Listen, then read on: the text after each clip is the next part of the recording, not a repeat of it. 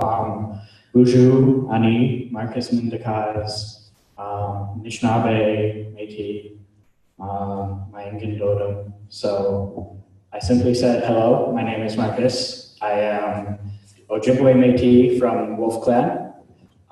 So to acknowledge the land we are standing on today is the land of the Anishinaabe, Haudenosaunee, and Neutral peoples.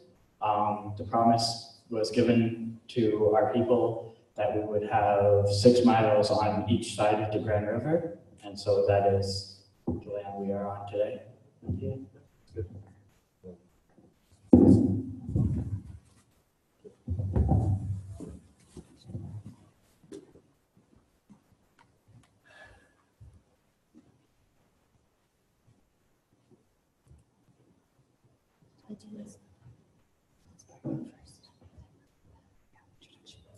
Introduction first.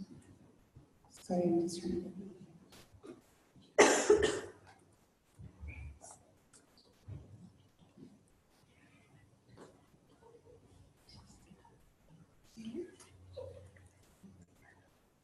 Sorry. So I'd just like to welcome everybody here tonight. Identity for our children is so important, and it can arouse intense feelings in both the adoptive parent and in the children. In order to be true to themselves, they must forge ahead with complex identities, aspects from both their biological family and from their adoptive family. Knowing one's parents and family history is something that many of us take for granted. It is part of our lives, deeply embedded as we grow up.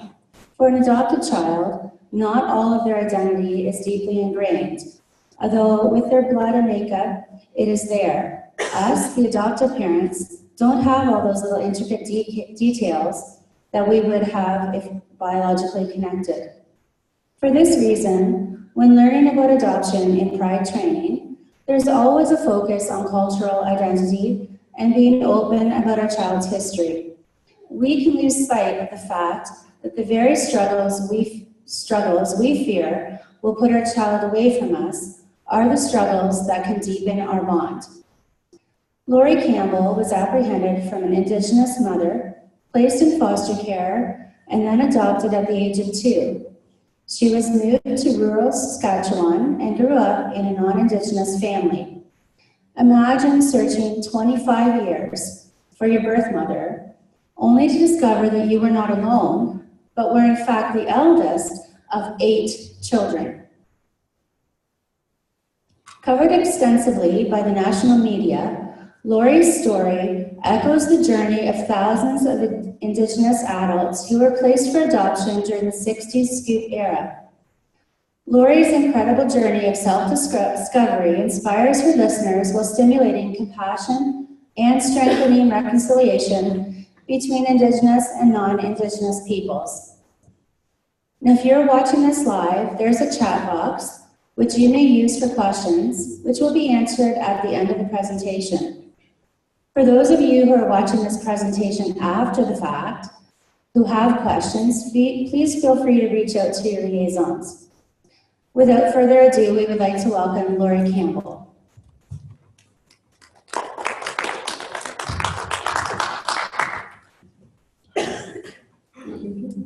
Okay. 1 second, Lori. Just have to switch videos here.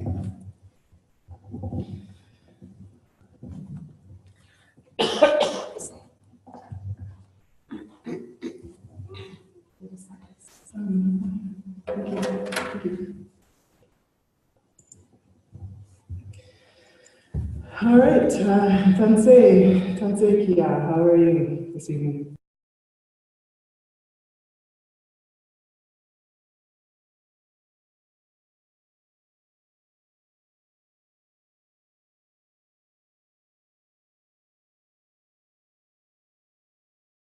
Woman, Cree and Scottish ancestry.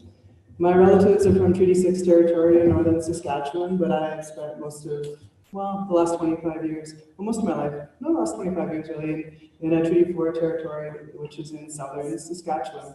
And I'm new out here. I just arrived out here in January, so I haven't been in this area for very long just yet. But I'm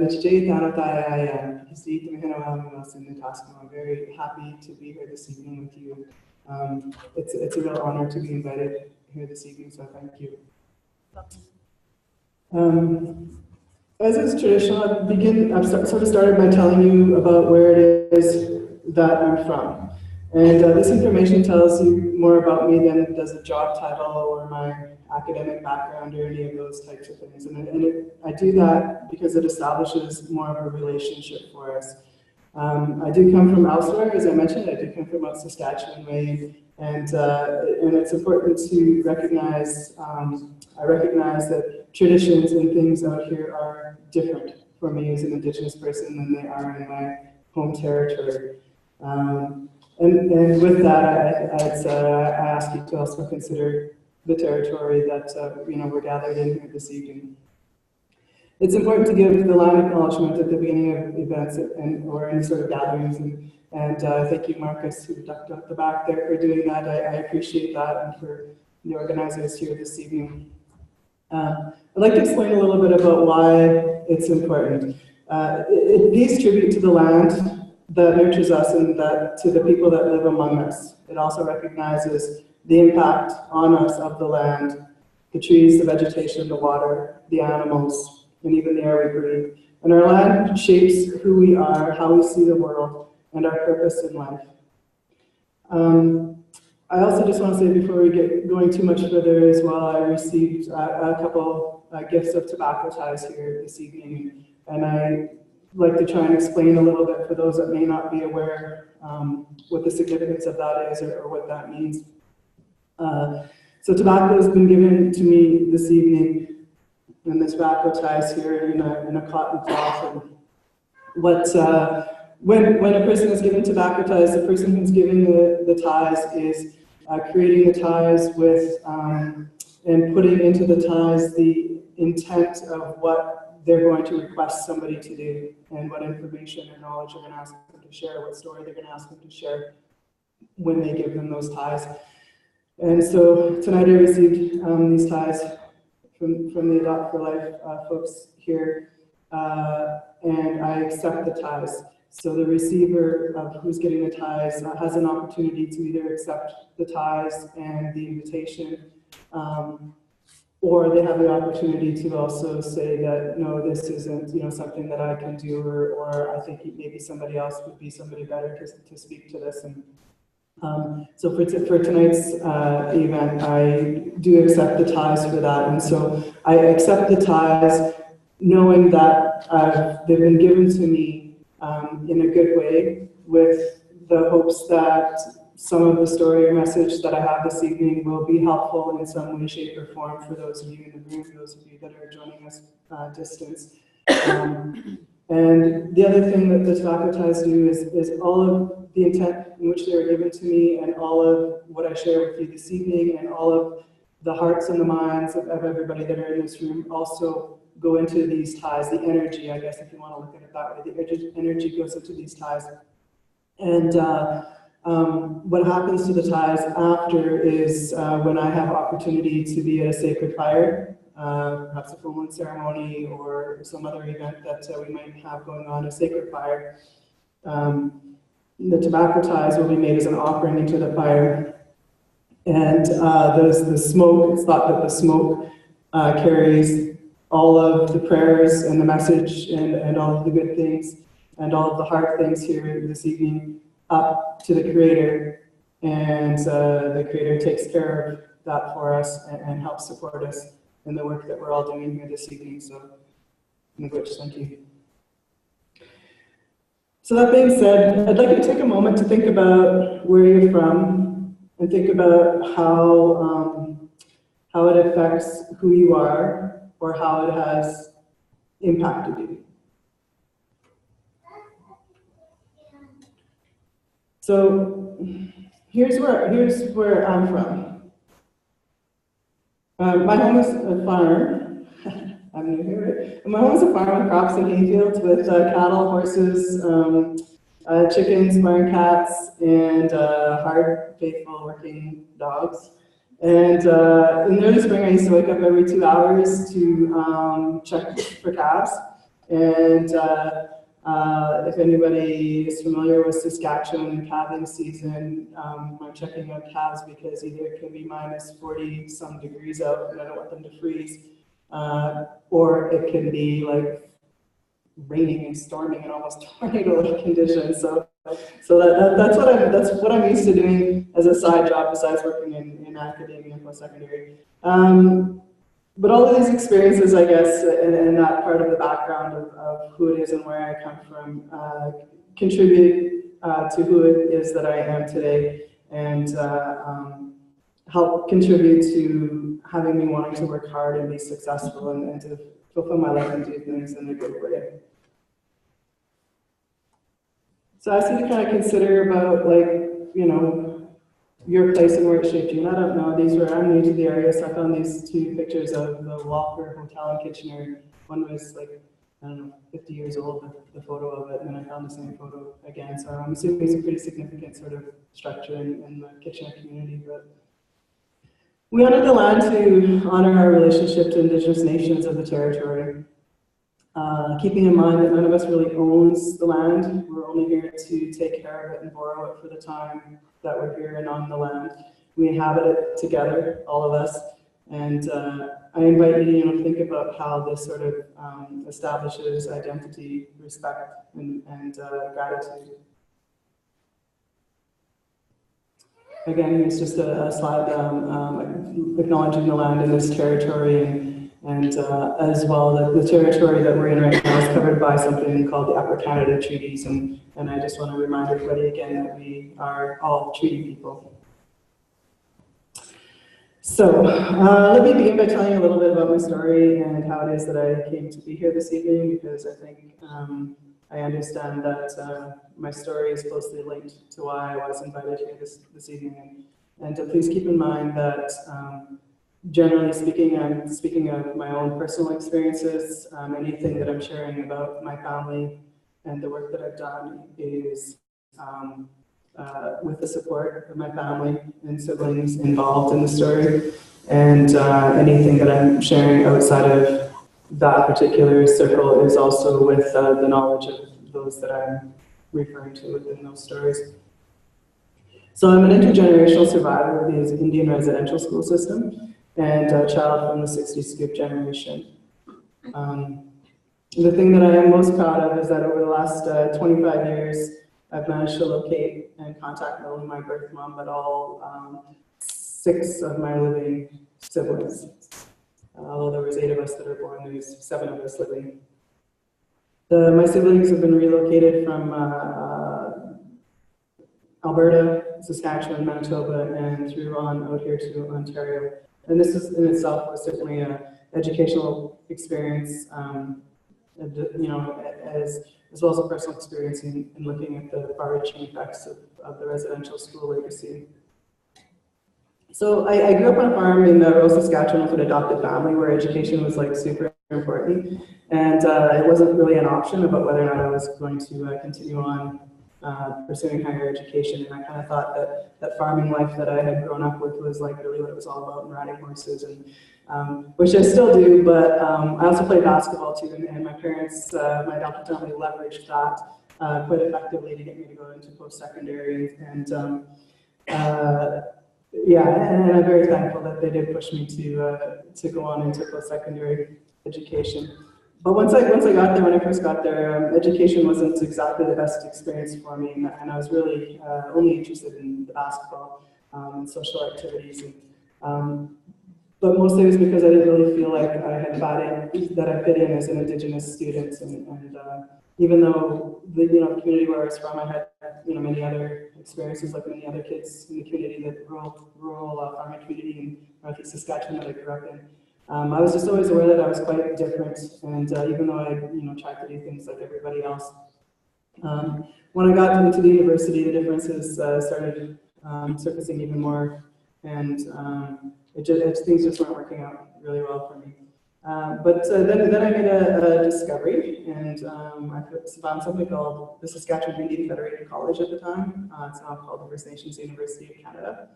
And you may have heard of it. It's affiliated with the University of Regina. But what I discovered there were Indigenous professors, faculty, and staff who understood who I was and where I came from, and why it was that I ended up in the situation that I was in. And they created a family atmosphere on campus where I could simply be who I was and be proud of who I was and what my history was. And it was sort of at that time that I had started the search for my birth family and my own identity.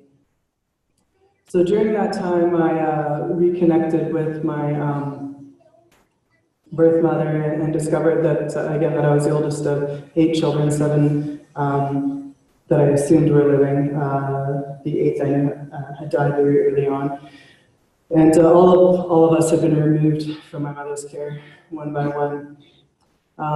In this picture here, this slide I have, because I don't have, in my adopted family, I have a family photo of us all together in the same room at the same time, but I don't have that privilege with my birth siblings. And so, as you can see, I've kind of pasted together a picture of all of us, and I've met everybody in that picture, but we all grew up primarily apart. I have a pointer on here, but so I'm just going to tell you a little bit about him here.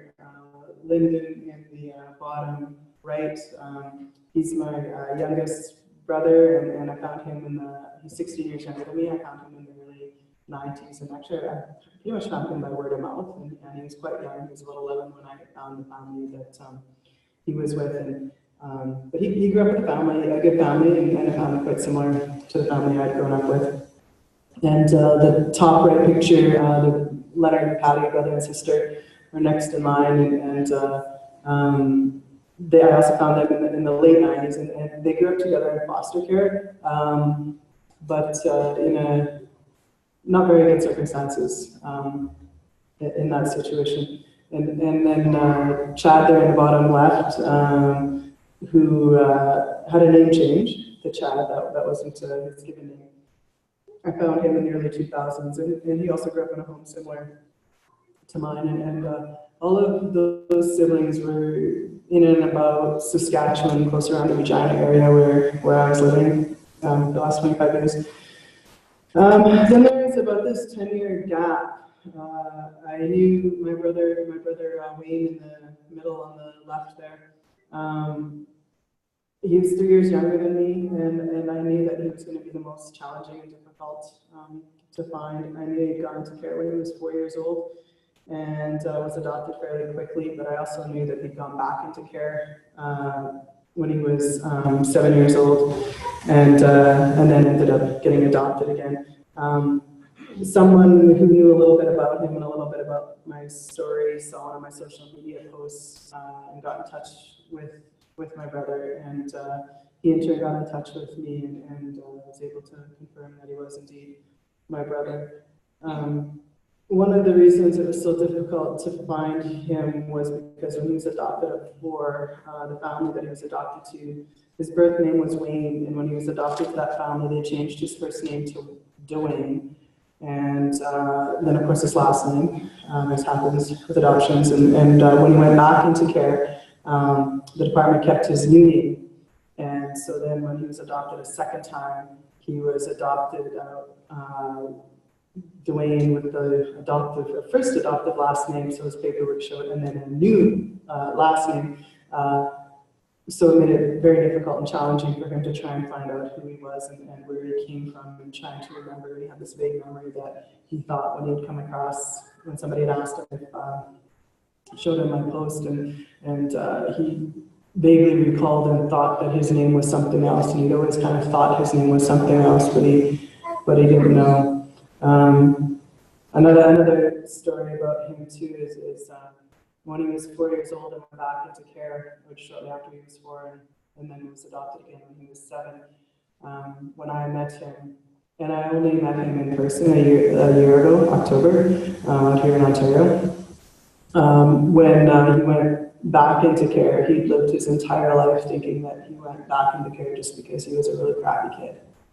And when we first started our communication, which was about 2.5 years ago, and I was out in Saskatchewan.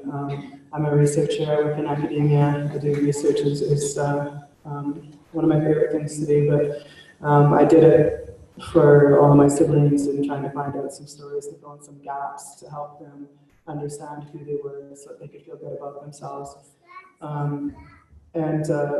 What I found about my brother Dwayne was when he went back into care, it was because of domestic violence in the adoptive home that he was adopted into. But unfortunately, that story never, the paper trail, that story never followed him. And so, so he was 42 years old. Up until he was 42 years old, he just thought he was just a really terrible kid, and just think about how that impacts you as you try and function in the world. A person out here in Ontario, he'd moved from also from Saskatchewan to Manitoba and then out here to Ontario when he arrived in Ontario when he was about like 11 or 12, I think. But a person out here in Ontario who was basically his primary caregiver for a few years told me a story about him a few months ago, and he told me that Dwayne always spoke about having an older sister, and that he'd always hoped that he would meet her one day. And the caregiver went on to tell me that he took Dwayne to the Humane Society to adopt a kitten. Because what kids don't want, puppies and kittens, right? And so the caregiver finally gave in and said, yes, go to the Humane Society and adopt a kitten.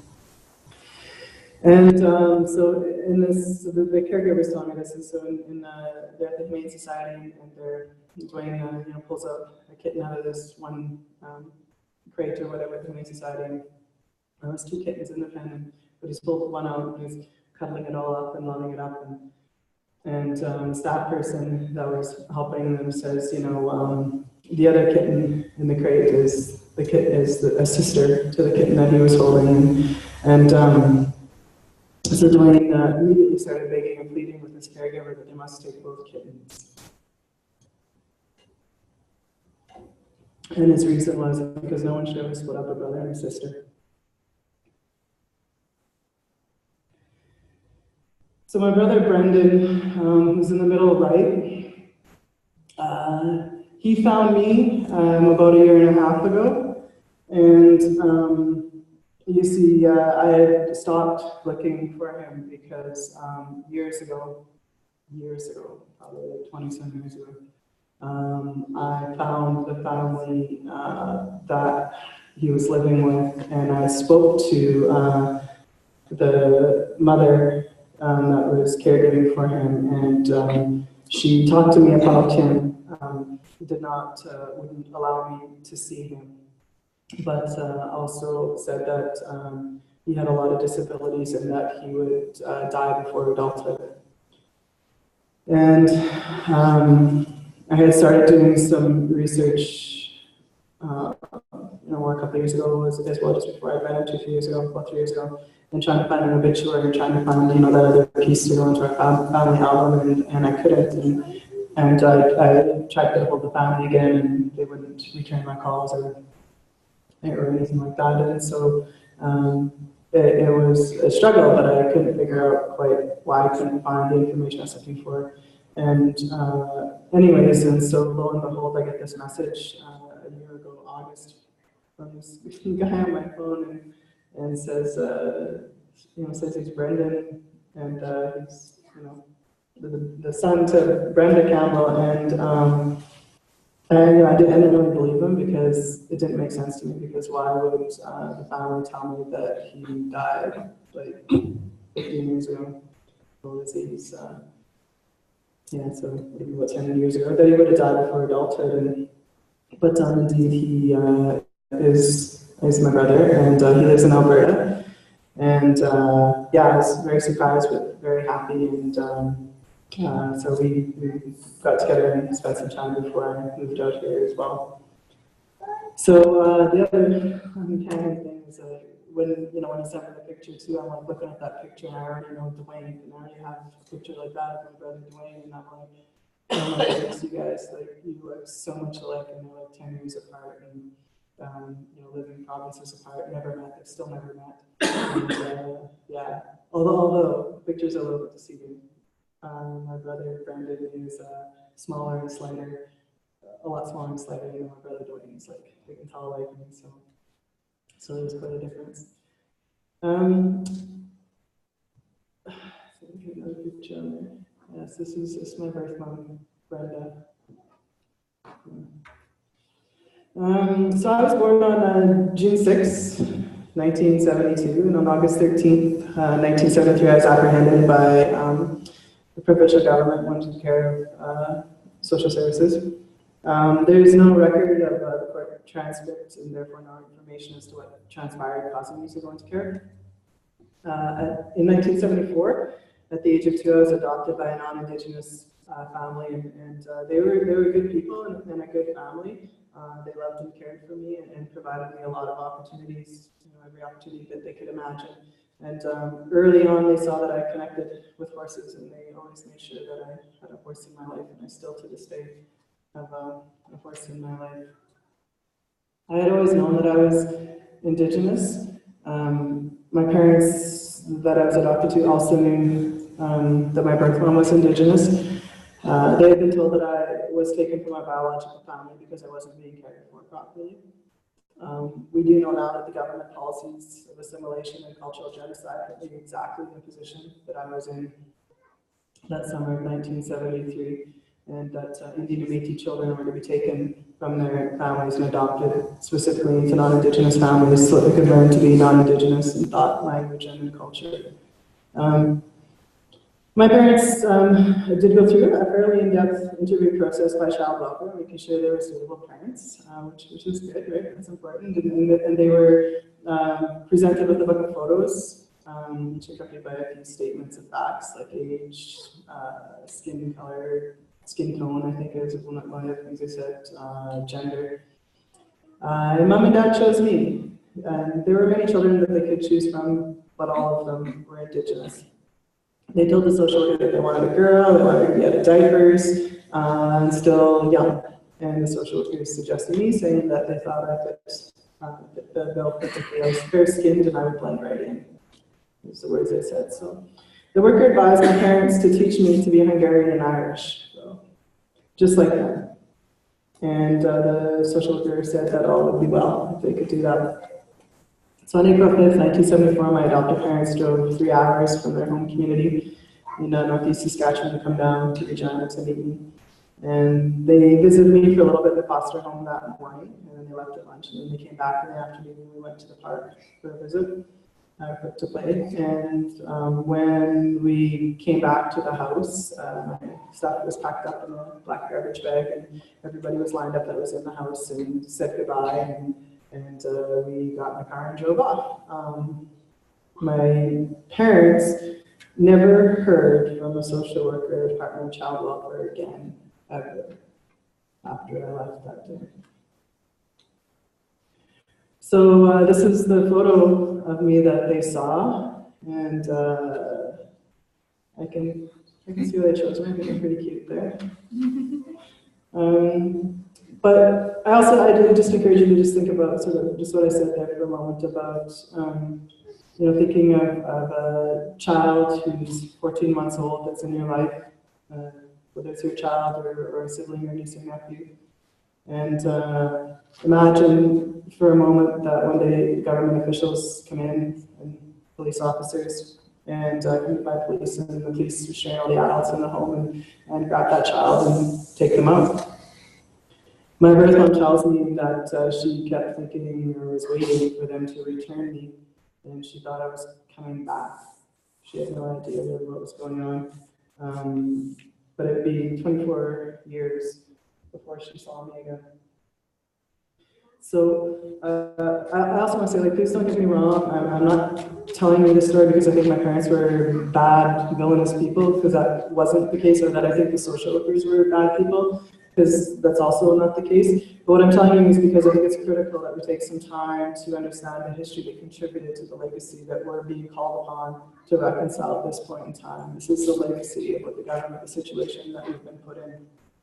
And we need to figure out good ways to move forward so that kids and families can be healthy and happy and successful. My parents did exactly what the professionals advised them to do at the time. They tried to teach me that it wouldn't be good for me to be Indigenous, and that if I could be more like them, I would have a better life. Unfortunately, they were misinformed, and they had not had the opportunity to learn and understand that alcoholism, poverty, and violence that plagued Indigenous communities were not cultural traits, rather they were a product of a struggle, people struggling against genocide that was led by the government at the time. The social workers also hadn't had the opportunity to learn and understand this.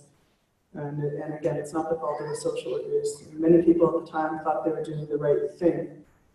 But I think it's important to keep in mind that the people at the table deciding if it was the right thing were not the Indigenous people.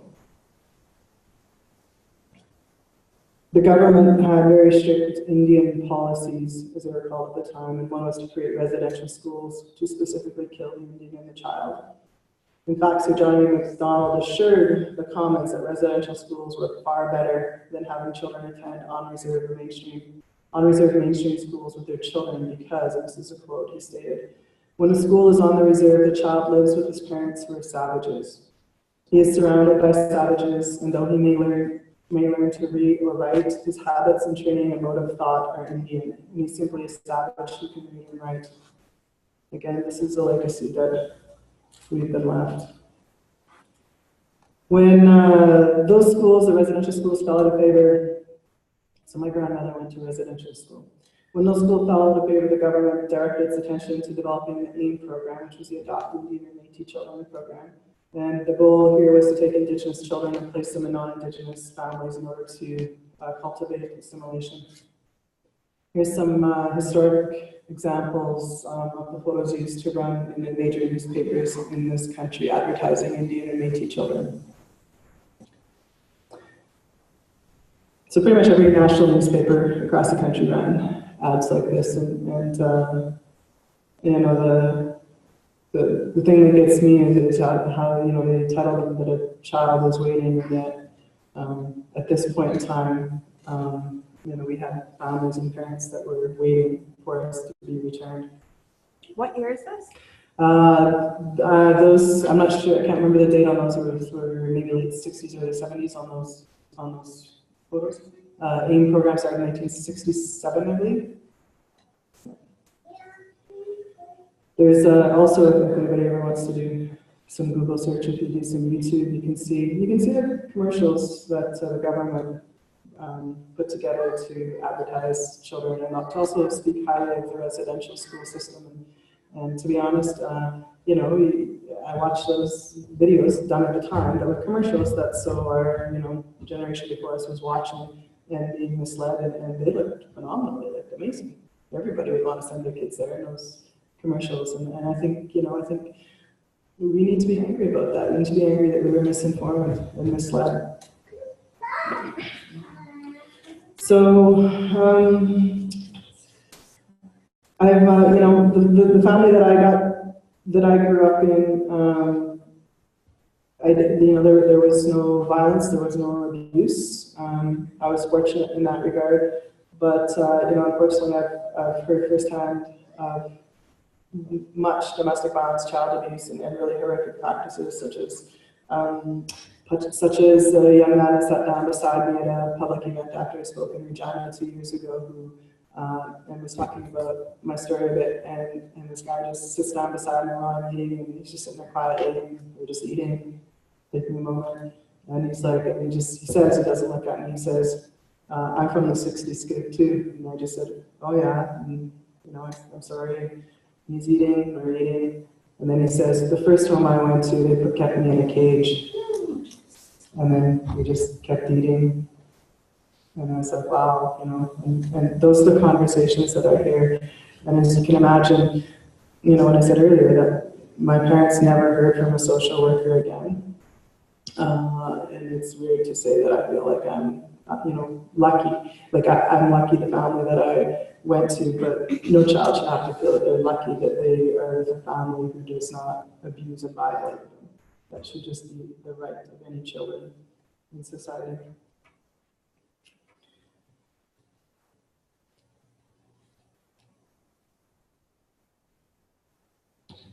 So, we know that the government actions, the prevailing wisdom of the times have caused a world of hurt for all of us. The practices of the past have resulted in generations of unparented children who don't know how to parent, and a loss of culture that could have provided a lifeline.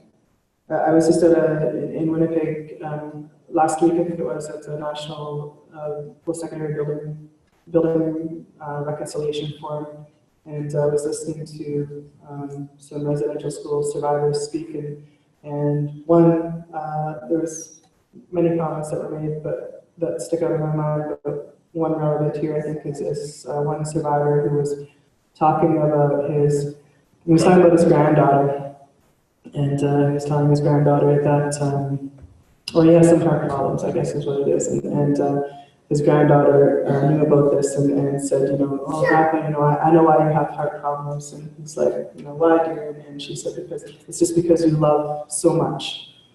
And he just holds that thought and that phrase, really close and near and dear to him. But he says that, his time in residential school and the years where he was trying to raise his own children, and he was just struggling to always have to try and figure out. His children thought he didn't love them, but what he said is that it's just he didn't know how to love during that time period, and so now that he has grandchildren, he's in a different space, and he's been able to heal more, and now can share that love.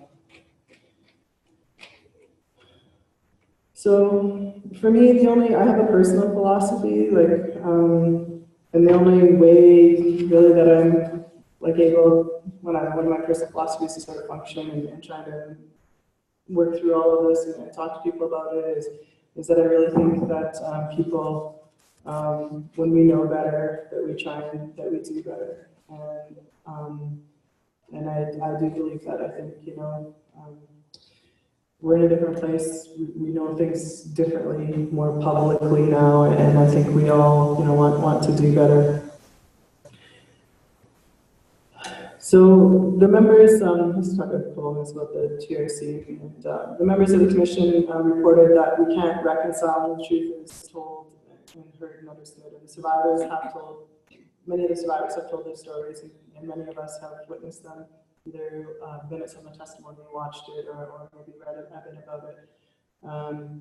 And so we witnessed it, and I think it's important that we don't dismiss what it is that we've learned from that. I do ask to sort of dismantle any notion that the idea behind adopting Indigenous children or fostering Indigenous children that is anything about saving Indigenous children. I think we really need to move away from sort of that concept that we've been plagued by in generations past. What we do need as Indigenous communities is people to be there beside us and to support us as we heal and help to and save ourselves, I guess. But I do know that everybody here today and those that are joining us from afar, I appreciate that you're here tonight, and I know the reason is just because you're interested in trying to learn and want to make sure that we are doing good. And so I thank you again for that. I'm not really going to go into this slide, but I always put it up just because people do ask me questions, and I just want to touch on it briefly. But I understand it's confusing sometimes for our general public to know what it is to call us. And that's a fair question. It is a challenge. Sometimes I don't know what to call myself. The government's done a really good job at sort of changing terms here and there all over the place. I'm just going to quickly say sort of what probably is people, a lot of the questions I get right now are people asking between Aboriginal and Indigenous. Aboriginal, just quickly, is the government given terms in our Canadian Constitution. It refers to and includes First Nation, Inuit, and Métis people. It includes all three of those distinct groups. So if you're saying Aboriginal, you're referring to all of those people. You wouldn't say Aboriginal and First Nations people. It's Aboriginal includes all of those. If you're speaking specifically about First Nation, you can say First Nation. Specifically about Métis, you can say Métis or Inuit. Aboriginal is not a wrong or necessarily bad term. although we have moved away from it.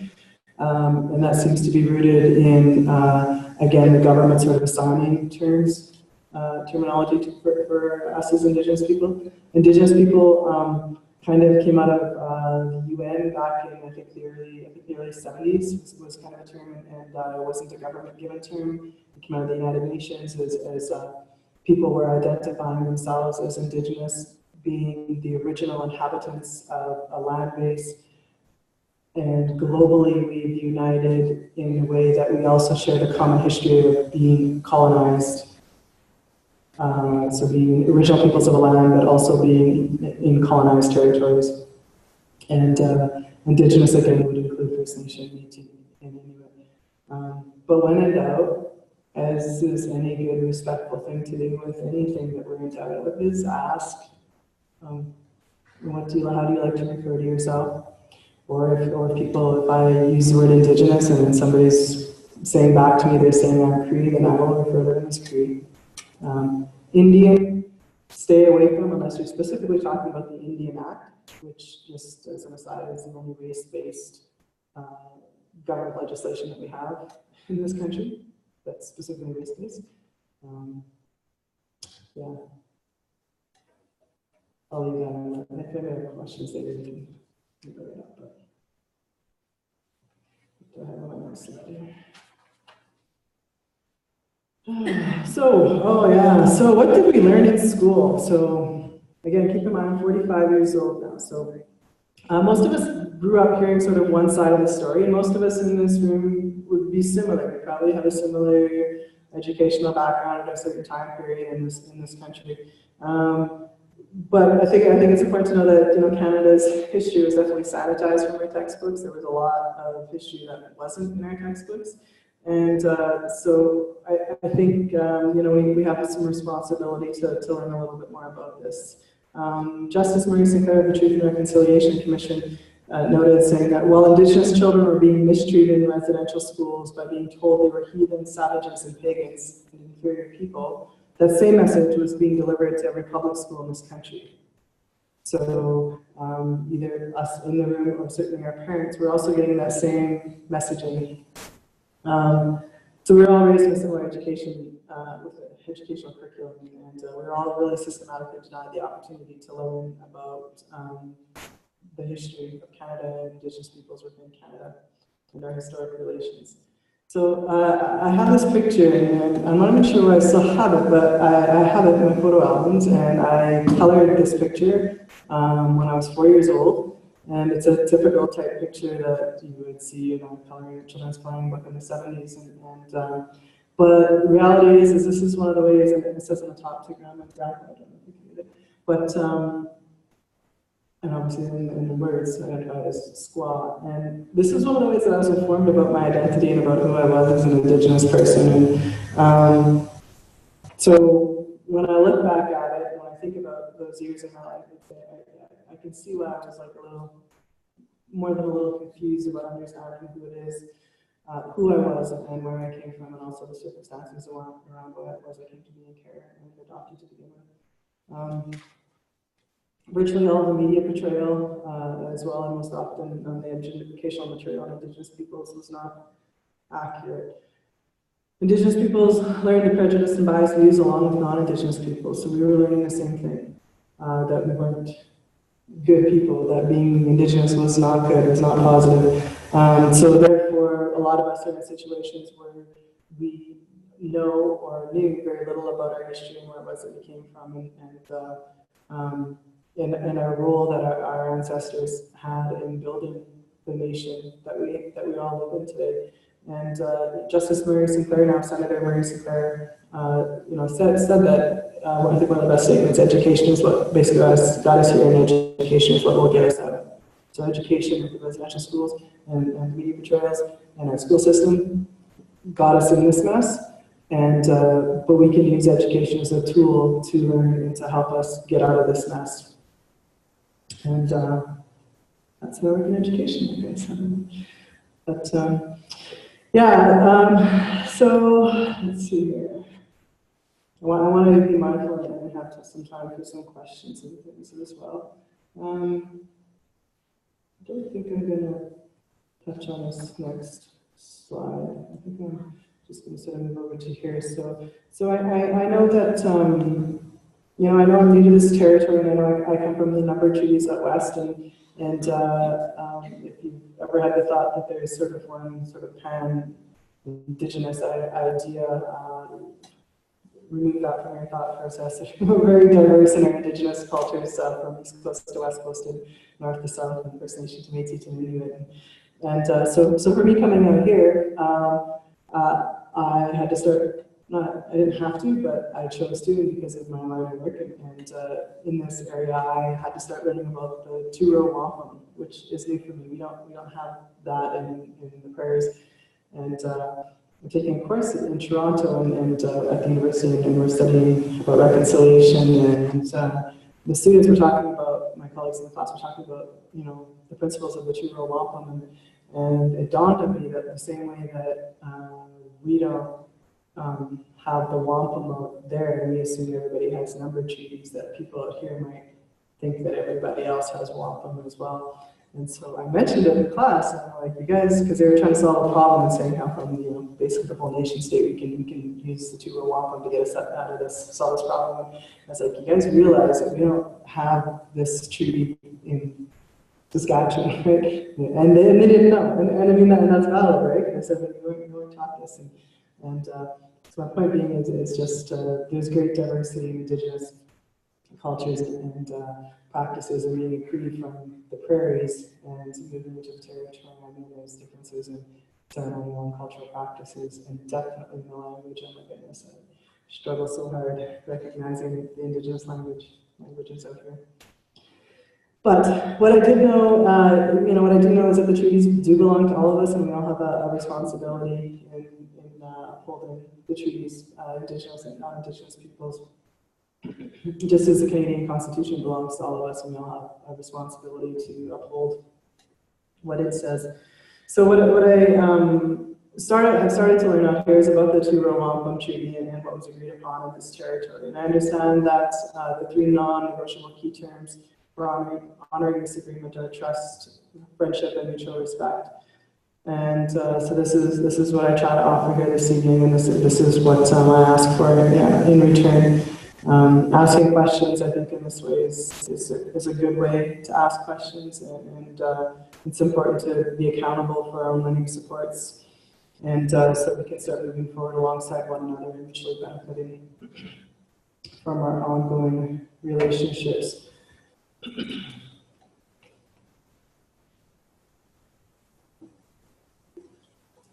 I think we can learn about oppression and privilege, and about the history of colonization, and about Indigenous peoples and cultures, about the land that we live on, work on, and get to play on. And we can listen, I think we can build relationships, the fundamental and central value of many Indigenous cultures and many others.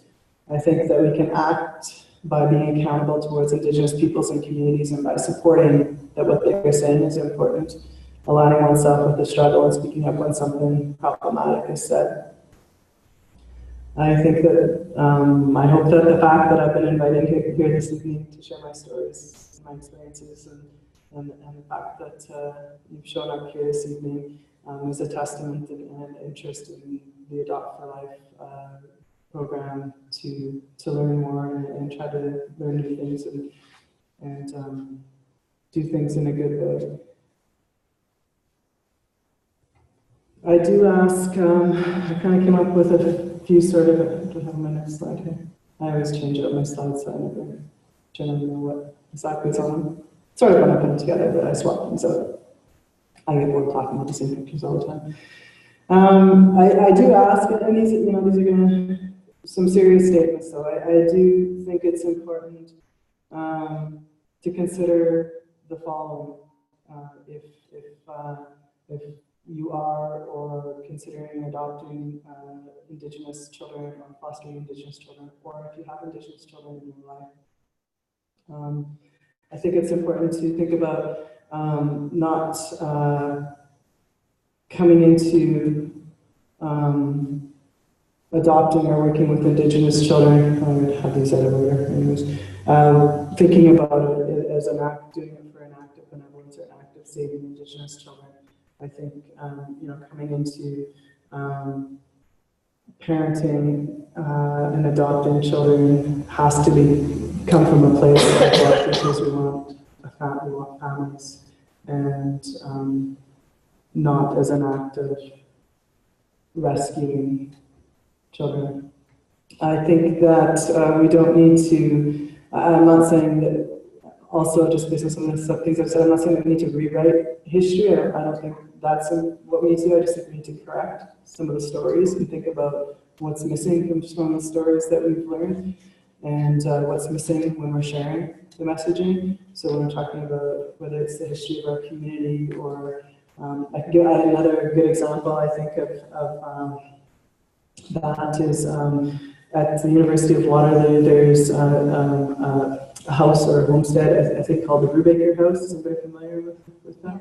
Okay, so I've been there to visit, and we've been doing some work with Conrad Grebel, and they've been looking at, we started talking about where it was that our ancestors, Indigenous and Mennonite community in that area crossed paths at the time, that, early on, and so we started doing some research, and they started looking at journals and documentation previously, and so later on we met again at the Brubaker House and touring around and getting to the place and telling these stories, and they had found in some of the journals about First Nation peoples traveling through and being invited in to eat and to sleep in that main sort of living room area there by the fire and stuff, and so they realized that they hadn't been sharing that part of the story. Was part of the story they'd been leaving out, not on purpose. The young people that are there looking after the house didn't know that was part of the story, but now they're just including that in the story because it is part of the story of what occurred at that homestead at that particular time. And so it's about looking at the places where we're erasing Indigenous history. And if you're wondering why I'm telling you some of these things, is these are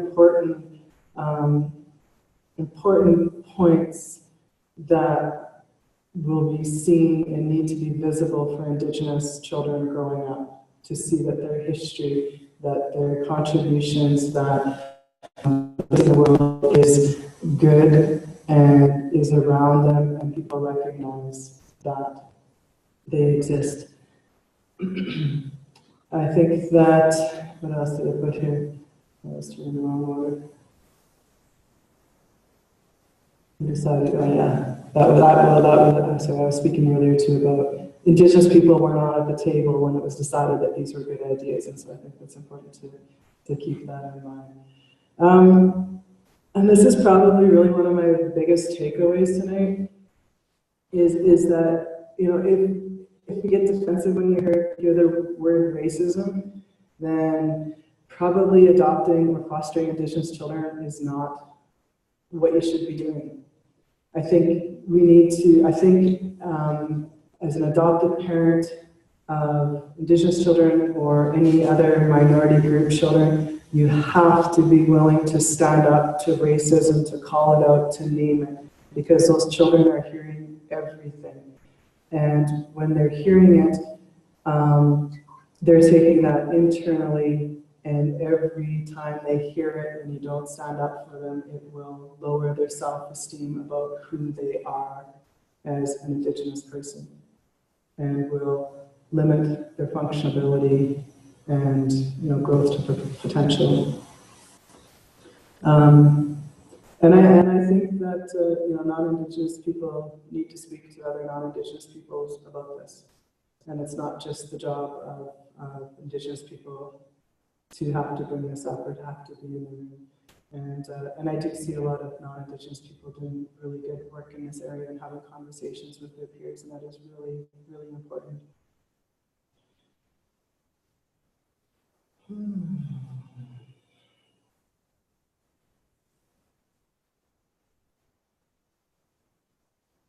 This is something that somebody was sharing at the conference last week about, that his grandmother used to tell him, and I thought this was just beautiful. If there's trouble, let it be in our time, so that our children will know peace. And I just thought that was really beautiful, and I think a good outlook to have if we're in the situation that we're in at this point in time. This is the legacy we've been left with the Indigenous children in care and all the things that are going on. I think it's important that we try to figure this out so that when those kids are growing up, that they don't have to deal with this in the same way that we're having to deal with this at this point in time. Oh, and one last story. So this is more of a traditional type story. So this is a story about Coyote, and so Coyote is like a trickster character in Indigenous storytelling, at least where I'm from. Now, I haven't checked this out with my Haudenosaunee friends, so I'm not even certain. But from where I'm from, Coyote is like the trickster, but he's like trickster, like playing tricks on you. And he's also a main character in stories that are like moral stories, you know, so there'll be a story about him to like tell us, you know, to teach us not to have big egos or to be nice to people. So he's kind of that kind of a character. And Owl, of course, is a very wise character. So, so this story is about Coyote and Owl. And so Coyote's in the forest, and he's like running around like crazy in this meadow, and he's looking for something. And Owl comes along and he sees Coyote, and he's like flies down. He's like, "What are you doing? Like, what's going on? Like, you're just running around like all crazy." And he's like, "Ah, I lost my needle, and I need my needle. I must find my needle. I need to have it." And so Owl's like, "Oh, you know, I got good eyes, and I can see really far. And so, you know, so if I fly up, I'll be able to like look around this whole area, and I'm sure I'll find it." And so Owl goes, and he's looking around, you know, soaring around looking for the needle. He can't find it, and he's looking, and Coyote's still running around, and then Owl comes back, and he's like, I can't find it, like, you know, like, are you sure it's, you know, are you sure it's here? And he's like, "Yeah, you know, I need my needle. And so then Owl looks again, and still can't find it, and comes back, and he says to Coyote, like, "Well, like, where exactly did you lose your needle?" And Coyote says, "Well, over there in the bush." And so the Owl, like, stops for a minute and is like, "Well, if you lost it over there in the bush, like, why are we looking around this, you know, beautiful open meadow?" And Coyote says, "Well, because it's light over here." So the moral of that story is that, and especially relevant to the work that it is that we need to do, is that we can't always pick the easy path, because it's not really going to help us get anywhere or to solve problems and to do things the way that we need to do them. And it will be uncomfortable digging through the bush and trying to find the needle. But being uncomfortable is okay, and probably if we're not being uncomfortable in some of the work that we're doing and trying to learn, then we're probably just holding status quo and not really being complacent, or being complacent, not really doing the work that we need to do. And yeah, so I encourage you to be uncomfortable, ask questions when you're uncomfortable, and I certainly don't have all the answers by any means. I only know what it is that I know based on the experiences that I have. So this is my next shot at create. This is a new line for me. I try to add in new lines every few months to help me learn. So I studied Korean in university, so I can read it, and I understand the rhythm of it, but the way it comes out isn't always so good. Just thank you all. So thank you all for coming here this evening and spending time with me. Thank you.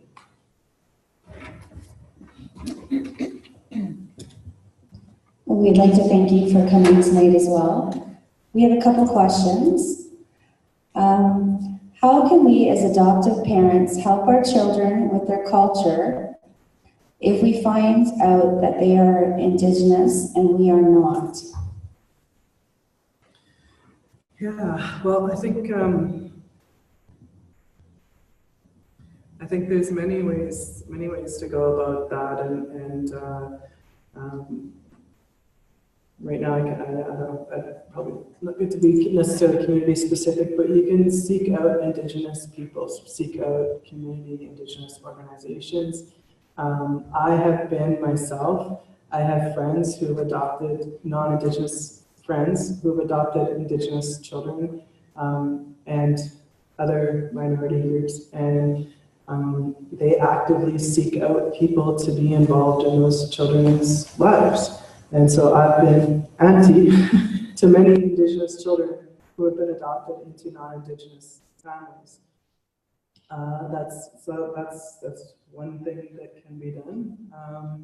I think it's important to, there's other things, and really I think all parents should be doing this just to expose children, but there is, at this point in time, there are so many children's books written with so many different stories with different characters, whether it's Indigenous children, whether it's a story about Coyote, which is a moral story, whether it's a story about Aesop's fable, I don't remember, I think I used to read those.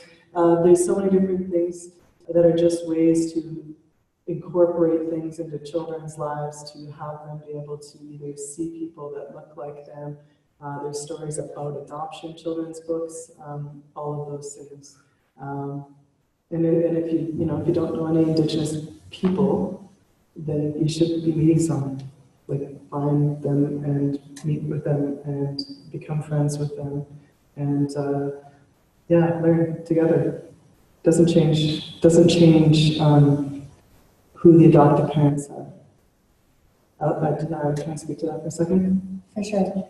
I know who my parents were who raised me and who played that role in my life. I know who my birth mom is. In Indigenous culture, people, how we refer to people is based on a relationship with them and the role they play for us in our lives. So you'll hear about, like, everybody's an auntie, everybody's an uncle, those types of things that mainstream often hears and doesn't quite understand. It's about that person playing the role of what we think aunties play in a child's life. And that being said, like I said, I know who my parents are, I know who played the parental role in my life. It doesn't take away from the fact that I have a birth mother. Having a birth mother doesn't take away from the fact that I know who my parents are. And really, it's like, how cool is that? I got like two moms. One was a parent mom, the other was my birth mom. I have a relationship with both. It's very different. But yeah, so there's lots of love to go around. It's infinite. That's a cool thing about it. Thank you. And the other thing too with Adopt4Life is we're lucky and have a few people who are our parent liaisons that are able to help with cultural planning. They'll attend cultural events with you and be able to hook you up with maybe somebody like Lori to help us learn. And I'm just going to check. I have to just go down here to check if there's some questions.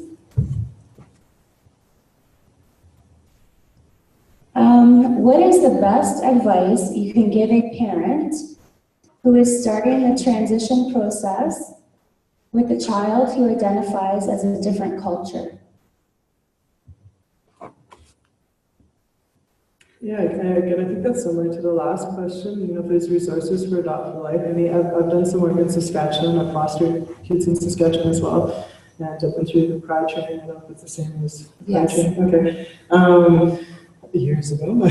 But, use the resources that the organization has for you, because I don't know Ontario super well, but I imagine that they have some resources for prospective parents. And yeah, Waterloo is amazing. There's festivals here for everything. Since I've been here, I've been to the African Festival, the Multicultural Festival, the Pirate Festival, the Swan Festival. There's so many things here that and people, go up to things. Yeah. Okay, and I think we just asked Leslie to come up. Does anybody Does anybody here have any questions? Sean? Okay, I maybe have a question. If that's okay. Yeah. So I was just wondering, you had a museum for you, but if there's one thing you wish that your adoptive parents might have done differently that you think would benefit the rest of us? Is there Yeah, so I think probably, well, the biggest thing I wish they had done differently was to proactively have helped me to learn about who I was and where I came from, and the positive things about that, and to understand about why I was in the situation that I was in more explicitly, because it just was not to be talked about. We knew, don't tell anybody, and yeah. And again, that was partly, I think, the thought at the time and the guidance by the professionals. It sounds like your parents did tell you a little bit along the way, but I mean, it blows me away that they. I'm not right. It blows me away that they weren't allowed to talk about it. But I'm glad that they did talk to you about it. I'm sad No, that they didn't really talk to me about it. How did you know that you were Indigenous then? I knew that, and they knew that I was Métis on my papers, but it was, and the other way I knew about it was because when I was told that I couldn't drink because I was Indigenous and that I would be an alcoholic because Indians are alcoholics, I was told that I had to try and be more white because Indigenous peoples were not successful and lived in poverty. That's how I learned about So they were being Indigenous. misinformed too. Yes, misinformed. Yeah. Mm-hmm. Any other questions? And I apologize, I do not know how to say thank you in Cree. Que não nos contem. I'll say thank you in my language. I want to say huge chimagwaj today to speak us, and on behalf of all of Adopt4Life, we really appreciate you coming tonight. Thank you. Thank you very much.